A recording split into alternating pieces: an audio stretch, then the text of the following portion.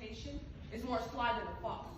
This racism is harder to spot than the cheetah that's lurking around the savannah in search of his prey.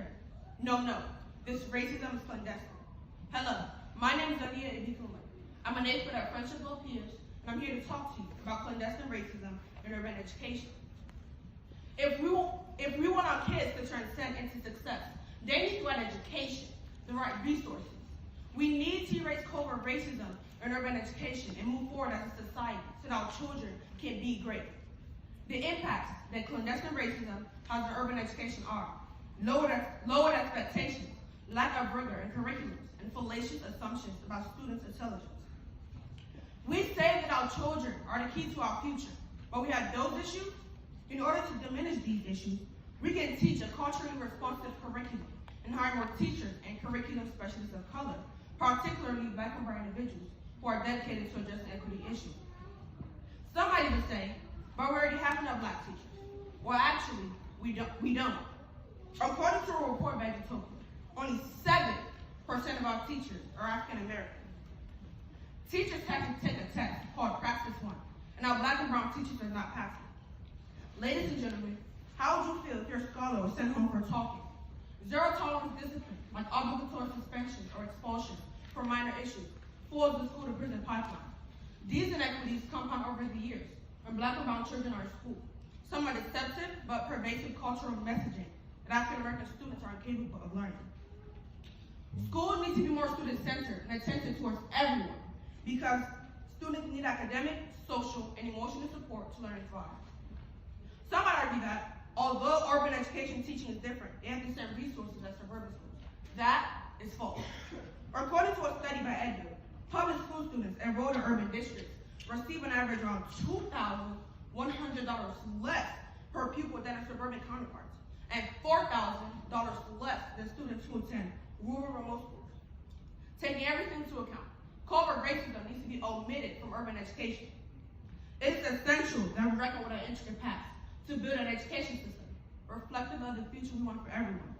One where every child has scrupulous access to a high quality education.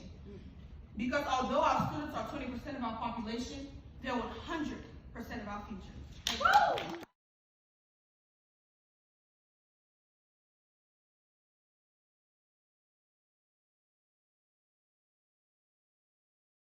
The statement, "You throw like a girl."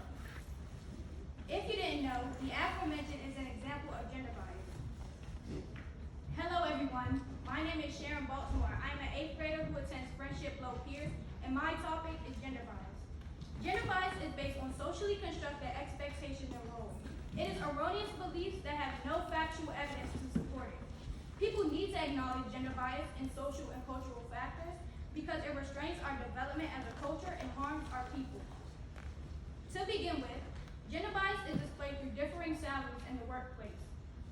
An article by Linda Lowen named "How Women Rank in Traditional Female Jobs" reported that 4.8% of women made an hourly rate at or below the federal minimum wage, which is around 1.9 million women altogether.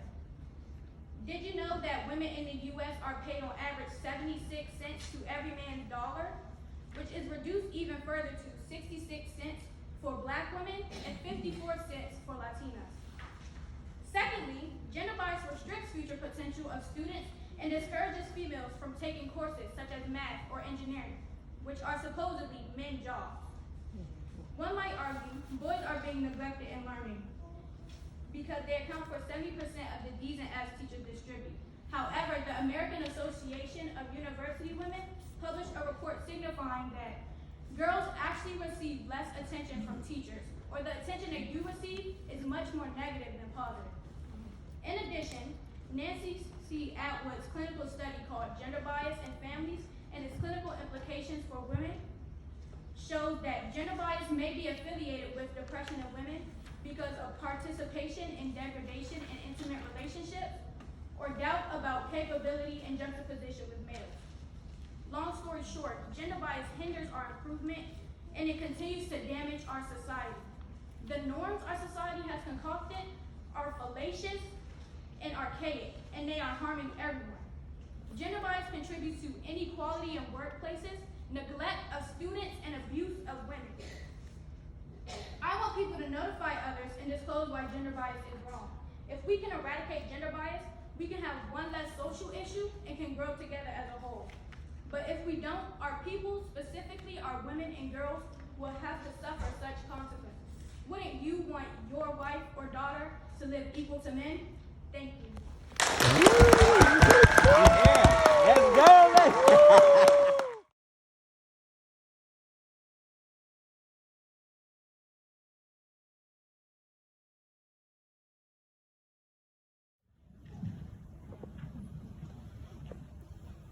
One nation, under God, indivisible, with liberty and justice for all. For all, huh? We have things like qualified immunity that stops our nation from being equal. It protects police officers from being held accountable. If we ban qualified immunity, everyone will be treated equally in the court of law, and victims of police brutality will get the justice they surely deserve. Good afternoon. I'm Amari Norris, 8th grader from Friendship Low Pierce, and today I'll be presenting why qualified immunity needs to be banned. If you are unaware, qualified immunity is a legal doctrine that protects police officers from lawsuits and charges. Immunity has a sour history as a defense before. The Michigan Journal of Affairs states that immunity has been granted over a plethora of cases, and 89% of the time, the victims are innocent. Although immunity is a horrible doctrine, not everyone agrees. One might argue that banning qualified immunity will stop civilians from wanting to become police officers because of the fear of lawsuits. Although they do, it has nothing to do with qualified immunity. There are countless of jobs that come with the risk of lawsuits, like medical workers, engineers, chefs, teachers, etc. But this does not stop them from pursuing their jobs. Furthermore, if you do your job correctly, you have nothing to fear. Let's look at the Fraser v. Evans case. Fraser was recording police brutality and was threatened and encircled by 5 police officers who demanded to see the footage without a warrant. This is why qualified immunity needs to be banned.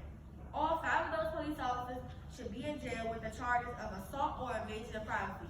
But because immunity stands, police officers will continue to be held unaccountable for their actions, and victims will still not get the justice they deserve.